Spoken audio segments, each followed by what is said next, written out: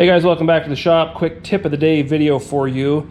If you've watched the channel for very long, you know that Norton Black Ice has been my favorite, my go-to sandpaper for a long time now. And that is simply because it's been the best sandpaper that I've ever found after using multiple different types of sandpaper and sanding literally hundreds of blades. Nothing has performed like Black Ice when it comes to the cutting ability of the grit and the longevity of that cutting ability.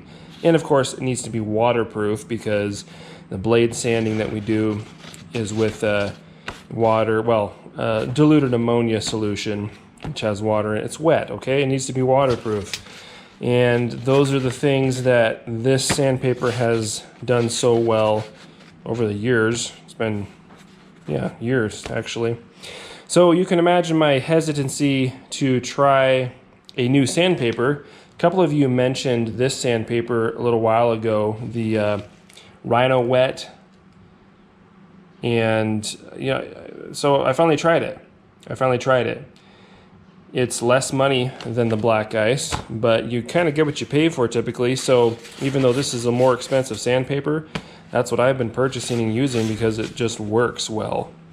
And so after finally trying Rhino Wet, I'm happy to say, although maybe a tiny bit sad because I've used the Norton Black Ice for so long, but I'm happy to say that the Rhino Wet, as far as the cutting ability and longevity of that cutting ability, I really couldn't tell a difference between this and the Black Ice.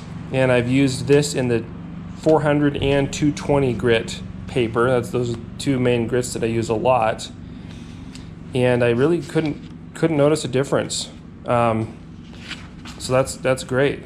Honestly, I think what it would come down to in comparing these two sandpapers is probably the length of time that the adhesive or the whatever they use to stick the grit, the abrasive to the paper. I think this might be inferior. The Rhino Wet might be inferior to the Black Ice. I have not tested that because that's really not a consideration for me. But the Black Ice claims that 10 minutes in water or whatever, you can use it for 10 minutes and it'll hold together. I don't think that the Rhino Wet would do that. Just based on using it for a little while, it doesn't seem like it would hold up that long. But that doesn't matter. That's not a consideration for me at all because the way I'm using this in a wet environment is a little surface at a time. I'll use it on a backer like this and sand this, and that that only lasts for 30 seconds or so, something like that, on such a small surface area, and then you go to the next surface area. So it doesn't need to stay together in water for 10 minutes. So like I said, I haven't tested that out, but I suspect that might be the biggest difference between these two papers.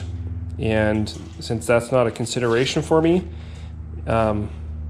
this is going to be my new go-to paper because it's less money and it performs just as well in my estimation as the Black Ice. And if you can save some money and get the same performance, then that's usually a good thing. So hopefully that helps you guys out in your shop.